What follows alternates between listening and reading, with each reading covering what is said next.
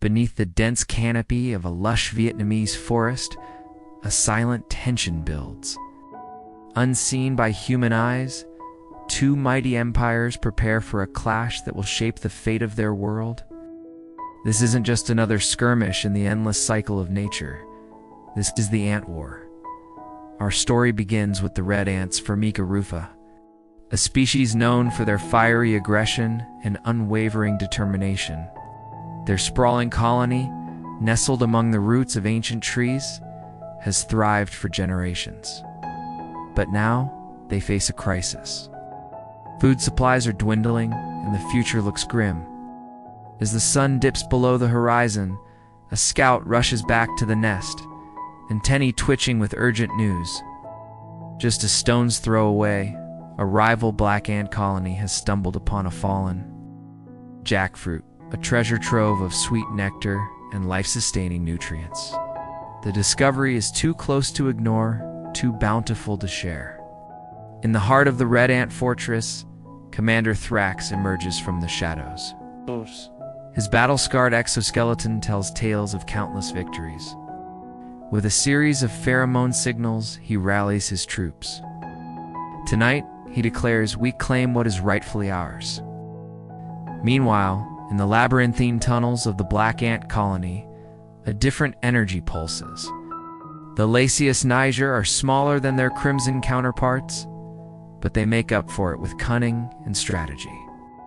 Their queen, surrounded by a sea of precious eggs, remains calm. Yes. She trusts in the wisdom of her generals. General Myra, sleek and nimble, receives the alarming report from her reconnaissance team. The Reds are mobilizing, they warn, a swarm unlike any we've seen. Myra's compound eyes narrow. Then we shall meet them, she decides. We shall prevail. Throughout the night, the black ants prepare. Workers coat their mandibles with sticky tree sap, creating natural armor. Soldiers dig intricate defensive trenches, lining them with sharp thorns. A silent mantra echoes through every chamber. Protect the queen. Protect the future. As the first rays of dawn pierce the forest canopy, the earth itself seems to tremble. The Red Army pours forth from their nest, a living river of chitinous bodies and snapping mandibles. Commander Thrax leads the charge, his antennae held high like a battle standard. The two forces collide at the fallen jackfruit. The air fills with the acrid scent of alarm pheromones and the clicking of mandibles. Red ants, overwhelmed with sheer numbers and brute strength, tearing through the initial black ant defenses. But General Mira's troops don't retreat. They feint, they dodge. They lead their enemies deeper into unfamiliar territory. Thrax, drunk on the thrill of impending victory, fails to see the trap until it's too late. As his vanguard pours into what appears to be the main entrance of the black ant nest, the ground shifts beneath their feet. Tunnel walls collapse, burying scores of red soldiers. From hidden chambers, black ants emerge like wraiths, dragging their foes into the darkness. Chaos erupts. Thrax bellows for his troops to regroup, but the carefully laid ambush has shattered their formation. In the midst of the melee, General Myra appears. She moves with deadly precision, weaving through the battle until she stands face to face with the Red Commander.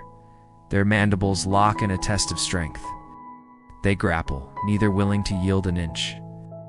The fate of both colonies hangs in the balance of this duel. And then everything stops. A vibration deeper than any ant could produce ripples through the battlefield. A monstrous shadow falls across the warring insects. Friend and foe alike freeze in terror as a giant stag beetle lumbers into view.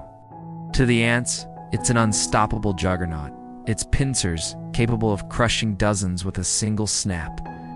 In an instant, the dynamics of the conflict shift. Red and black ants alike recognize a common enemy, a threat to both their colonies. Without a word, without hesitation, former adversaries become allies. They swarm the beetle from all sides, biting at its legs, clambering onto its back, overwhelming it with sheer numbers and determination. The beetle, unprepared for such unified resistance, staggers backward. It thrashes, dislodging some of its tiny attackers, but more take their place. Finally, faced with this relentless assault, the giant invader retreats, crashing back into the underbrush. As the sound of the beetle's departure fades, an eerie stillness descends upon the battlefield. Thrax and Mira, who moments ago were locked in mortal combat, now find themselves side by side. They turn to face each other, mandibles still raised, but something has changed in their demeanor. Thrax surveys the carnage around him, forest floors littered with the broken bodies of his soldiers. Brothers, sisters, comrades who followed him into battle. He sees similar losses among Mira's forces. The once coveted jackfruit lies forgotten, its sweet aroma now mingling with the scent of death. "We've sacrificed too much," Thrax says, his voice heavy with realization. "All of this for a piece of fruit." Myra steps forward, her antennae lowered in a gesture of peace.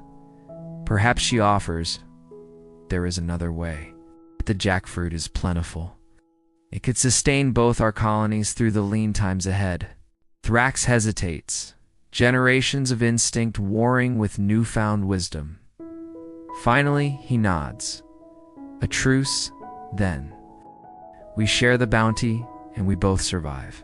The two leaders touch antennae, sealing their agreement with a mix of pheromones that speaks of peace and cooperation. Word of the ceasefire spreads rapidly through both armies. Weapons are lowered, defensive postures relaxed. As the sun climbs higher in the sky, a remarkable sight unfolds. Red and black ants work side by side, carrying pieces of the jackfruit back to their respective nests. The battlefield that was meant to decide the fate of two empires has instead become the birthplace of an unlikely alliance. In the days that follow, scouts from both colonies range farther, sharing information about new food sources. The forest floor becomes a network of shared trails, with ants of both colors passing each other without hostility. The queens, sensing the change in their colony's fortunes, lay more eggs, ensuring a prosperous future. And so, the Great Ant War ends not with the annihilation of one side, but with a lesson in cooperation.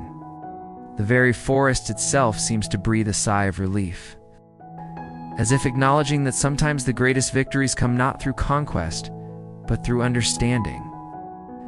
Two colonies, once bitter enemies, now find strength in their differences. The red ant's courage and the black ant's cunning combine to create a partnership that will withstand the challenges of seasons to come. As night falls once more on the Vietnamese forest, the ants return to their respective nests. But the air is different now, filled not with the tension of impending conflict, but with the promise of a shared tomorrow. Because even in the tiniest corners of our world, great changes can occur when creatures learn to see beyond their differences and work together for the common good.